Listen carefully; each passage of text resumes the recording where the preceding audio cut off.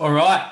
So we're going to cover off today. I'm going to do a little bit of video on managing versus making money. Okay.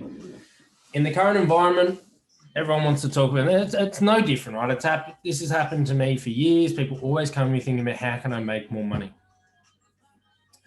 But the funny thing is, the biggest problem people have isn't usually making money. It's pretty easy to get a job. It's pretty easy to invest. It's managing the money that is a problem. And it always has been, probably always will be. So when people come to us, they often come to us looking for how can you make me more money? When in reality, the best way to make more money is to manage what you've got better, right? And we talk about when you build a business, you want to go create, manage, grow, diversify, right? That's what you can do. Then you can cycle back around. So create it first, learn to manage it properly, then grow it, then diversify, and then you enjoy it, right? They're the 5 steps. Where a lot of people try and go create, grow. And they miss that manage part. But what does that mean? And even for people without businesses at home, it's the same thing. Run your house as the most important business in your life. If you are creating the income and you're making more income, but your expenses are floating with that, then there's no difference if you spend 150K a year than if you spend 60K. If you have nothing left at the end of it to enjoy, then you're in the same boat. It doesn't matter how much you earn. And a really, really good thing to bring up around this, because people think, oh no, more money is going to solve my problems, more money. And it doesn't. I'm sick of saying it. It doesn't, right? If you don't have the foundations in order, it doesn't matter if you hit the jackpot. If you don't know how to manage it, you're probably gonna blow it, right? People say, I just need to win the lottery. If you can't manage 60K a year, how do you expect to manage 60 million? And we've got some statistics here that I'll take you through, right? So let's first of all run across, the most wealthy people, are always celebrities, right? Actors, sports stars, they can, on a basis, they are the most ridiculous level of wealth where you can buy whatever you want. That's them. But even they go broke because they focus on, they have no problem earning the money, obviously. They don't know how to manage it. They take too many high risks without managing it properly. Now, high risks are great if you've got the foundations in place to support it. But when all you're doing is just chasing high risk, at some point, it's going to go bust. Now, 3 or 4 out of every 10 high risk ventures is probably going to go bust, right? Maybe more. So you might get the first 5 in a row good, but then the rest blow out. And then if you've got no foundations or backing, you got nothing. You cooked, right? We see it so often. Here are some names of some actors who have gone broke. Burt Reynolds. Imagine how much money he had. Larry King. Meatloaf. Tony Braxton. Sinbad. Mickey Rooney. Pamela Anderson. Courtney Love. Wesley Snipes. Brendan Fraser. Donald Trump. Michael Jackson. Gary Coleman. Nicolas Cage. Lindsay Lohan. Marvin Gaye, Willie Nelson, right? There's some names of some big actors who've gone fully bankrupt before now. There's a lot of drug addictions and stuff in there, but it still comes down to managing, right? If you've got bad habits, bad foundations, and you're just trying to make more money, you think it's going to help? Fucking no, right? Comes down to managing. Lottery winners, for my people that want to win the lottery, 70% of lottery winners go broke. Still think that more money is going to solve all your problems? Let's start with managing it. Next one, sports stars. 2 biggest, well, arguably some of the biggest sports stars come out of NFL and NBA. On average, 60% of NBA players go broke, and 72% of NFL players see financial difficulty at some stage within 2 years after leaving the NFL. Dennis Rodman, he's gone broke. Diego Maradona, arguably one of the greatest soccer players of all time, gone broke. So you're sitting here thinking that I just need to earn more money. And I've had people this month, come in to see me and trying to jump on the hype of making more money when they're managing their current stuff terribly. But because I'm not going to fold to, I can make you more money, and I'm focusing, no, we need to manage this better. Oh no, I'm not interested. I'm okay. You're not. More money you make, more mistakes you're going to make. You transition those bad habits, and if you do make more money, you're just going to make those bad habits bigger. So I want to take you through a document, a couple of slides really quickly to show you some things to consider around this, because this year we're focusing very heavily on managing, not making. Making money is always going to be easy. It's always there. But if you don't know how to manage it properly, it doesn't matter how much you make. Right? So this is what we're going to go through. So I'm going to share my screen. All right, so the first thing I'm going to take you guys through is our Three Kings Wealth Pyramid. So these are 5 stages of financial security, right? The first one, stage 1, is a financial battle. You're drowning financially, you've got a deficit in cash flow, and you're racking up debts. Usually comes from poor income and very poor money habits. This usually needs, you first and foremost need to really focus on your money habits. And then secondly, you probably need to focus on creating more and having more income, right?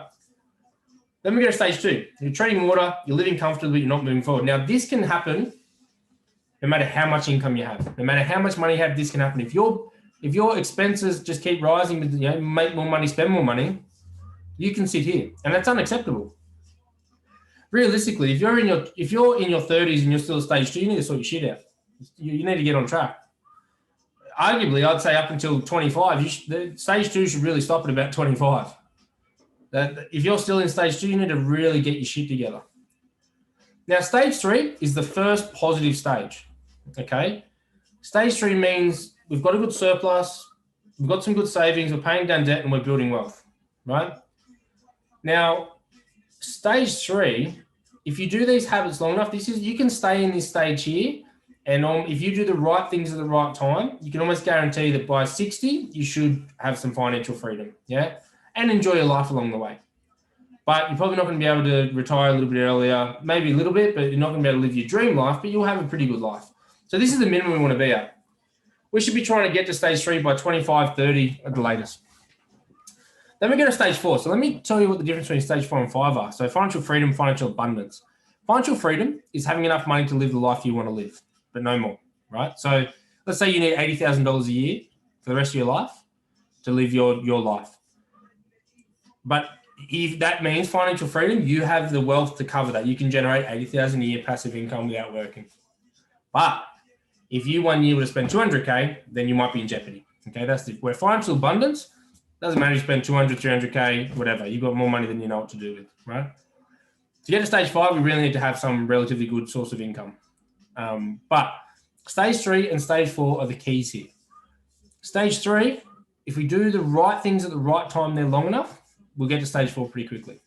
And if we're at stage 4 long enough, we'll get to stage 5 eventually, okay? But that's the key. Stage 3, if you're not at stage 3, you're clearly not managing your money right. If you're at stage 3, but you're not on track to stage 4, then you're not managing money right either, okay? It's really key to understand that. So let's go to the next slide. So this is our wealth mastery machine. For financial freedom, you need to have a perfect balance of these 3 things. The first one is create. Now, people who say money isn't important or it isn't everything, it isn't, but it is a large part of it, right? You do need to have some form of income to be able to live a decent income to live the life you want. So that's why we always start with create.